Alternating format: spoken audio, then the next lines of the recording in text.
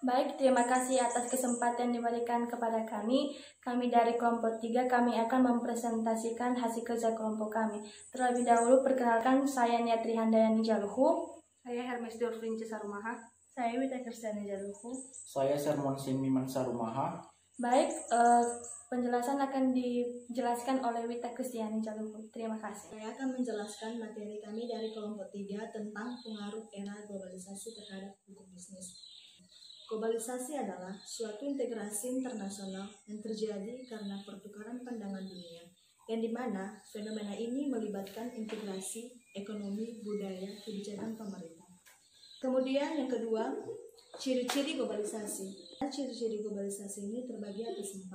Yang pertama, arus informasi dan komunikasi sangat cepat tanpa batas waktu dan ruang. Yang dimana arti dari arus informasi ini adalah perkembangan teknologi informasi dan komunikasi seperti telepon genggam, televisi, satelit, dan internet menunjukkan bahwa komunikasi global terjadi demikian cepatnya. Yang kedua yaitu terbentuknya perdagangan bebas. Pasar dan produksi ekonomi di negara-negara yang berbeda dapat dipasarkan secara bebas. Yang artinya di sini perlu bertatap muka antara penjual dan pembeli. Kemudian pertumbuhan ini dan perdagangan ini juga internasional, pengaruh perusahaan multinasional dan dominasi organisasi semacam World Trade Organization. Dan yang ketiga yaitu peningkatan interaksi kultural antar bangsa di dunia. Yang dimana artinya di sini yaitu melalui perkembangan media.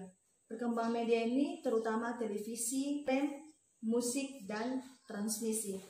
Dan olahraga internasional, interaksi budaya yang beragam semakin meningkat.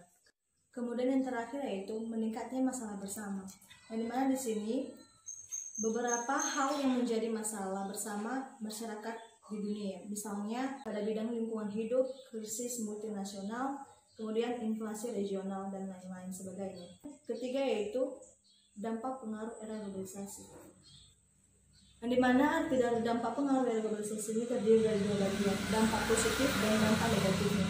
Dampak positif yaitu terjadinya perubahan tata nilai dan sikap perkembangannya, ilmu pengetahuan dan teknologi dan tingkat kehidupan yang lebih baik. Sedangkan dampak negatifnya yaitu pola hidupnya konsumtif, sikap individualistik, gaya hidup kebarat-baratan, serta kesenjangan sosial. Kemudian yaitu faktor-faktor pendorong globalisasi. Yang dimana faktor pendorong globalisasi ini terbagi atas 4. Yang pertama, kemajuan ilmu dan teknologi. Kemajuan ilmu dan teknologi ini menghasilkan alat-alat yang begitu sangat canggih seperti telepon, internet, email dan komputer, satelit, pesawat terbang, dan kereta api. Kemudian yang ketiga yaitu liberalisasi keuangan nasional.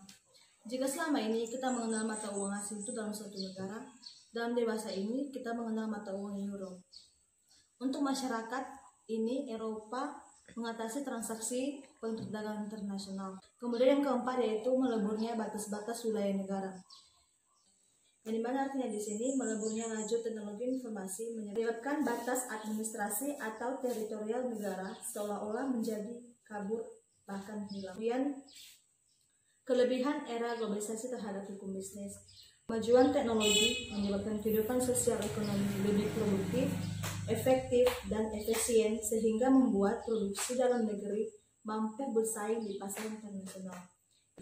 Yang kedua yaitu dapat memperoleh lebih banyak modal dan teknologi yang lebih baik.